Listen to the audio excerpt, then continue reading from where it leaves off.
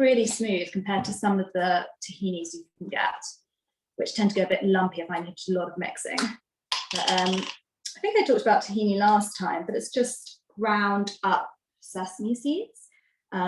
So kind of is what's in hummus. It's absolutely delicious, really good source of protein, and just adds so much creaminess to anything. Open that up. So I'm also going to put in here some herbs, and that's going to make it go a lovely green color. And I would say, like, this recipe is sort of in theme with Jess's yoga, which is all about abundance. This recipe does feel abundant. It's just full of green vegetables, which is so good for you. It feels very spring-like. See the fresh herbs. I just love, like, trying to get as many veggies into everything without sort of it feeling very sort of worthy, I suppose. So I'm going to eyeball this bit, but I would probably aim for about 50 ml. Just going to pour that in. And this is very much, I sort of do it by eye and taste, but I'll put down exact measurements for you guys. So I've got tahini, and then I've got, this is about 10 grams of basil. Again, I'm going to sort of chop it, well, tear it before I bless it. Then what else am I going to put in? Some parsley. Got 25 grams again. I'm just going to start with about half of that. Pour that in. And then I'm going to use a lemon, which just really brightens up the flavour.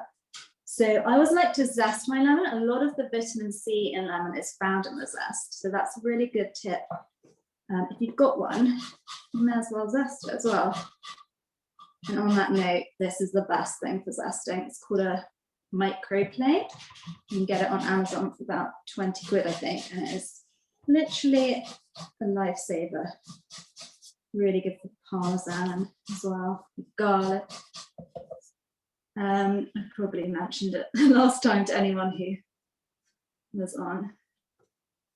Okay, so put the zest in. And then I would sometimes put some garlic in here, but because it's brunch and breakfast, I don't want it to be too, like, overpowering. Okay, put about half the lemon in to start with. Just catch the pips.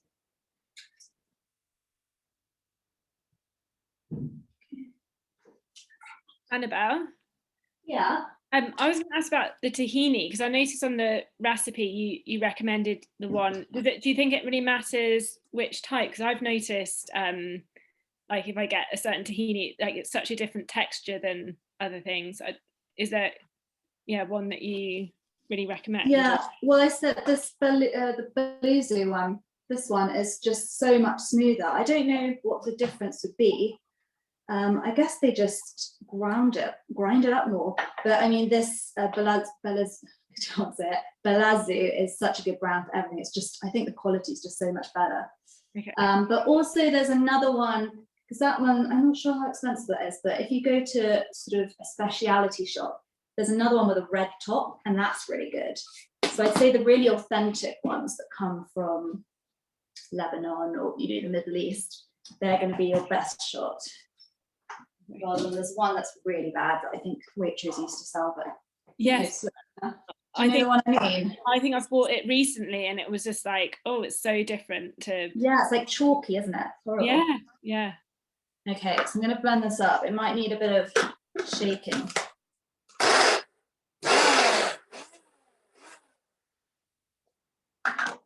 Yeah. So what you then need to do is often, especially when you're in smaller quantities, it's quite hard to get it to blend. But I always add water to it anyway. I say I added a pinch of salt as well.